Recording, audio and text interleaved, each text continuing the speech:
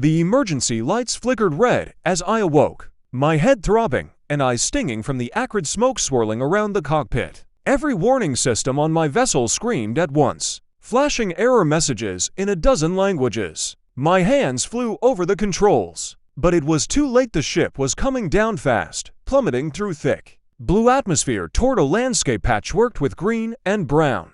I braced for impact. With a shuddering crash, my craft skidded across the ground, throwing up earth and rocks. Metal twisted, groaned, and finally settled as silence fell over the cockpit. I took a ragged breath, feeling the ache of bruises on my body and the sharp sting of a cut above my brow. When I finally managed to stumble out of the wreckage, the first thing that struck me was the air. I'd been to countless worlds, but none had air like this, crisp, cool, alive. The ground beneath my feet was solid yet strangely soft, covered in dense green vegetation.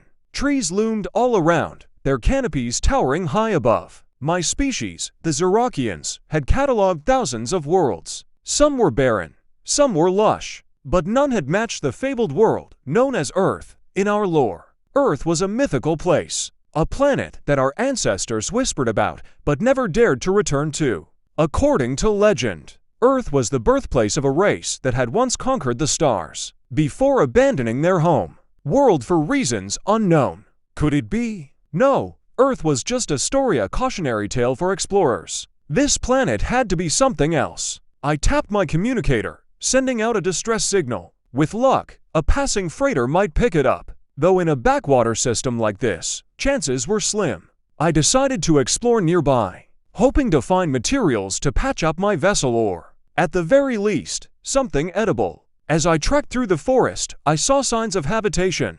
Primitive, rectangular dwellings built from wood and stone, scattered around in a small valley. Curiosity got the best of me, and I approached cautiously, scanning for life signs. The readings were odd, similar to the readings of my own species, yet subtly different. Suddenly, movement. I crouched down, hiding behind a thick bush, as two figures stepped out from one of the buildings. Bipedal, symmetrical, covered in fabrics. They looked exactly like the illustrations I'd seen in ancient archives. The creatures from Earth's myth. Humans. I held my breath, piecing it together. This was Earth. This was the human homeworld. I didn't know whether to be terrified or thrilled. The humans were our progenitors, the first to chart the stars, to reach the outer worlds. Their influence had shaped entire civilizations in the galaxy, though they themselves had retreated into legend.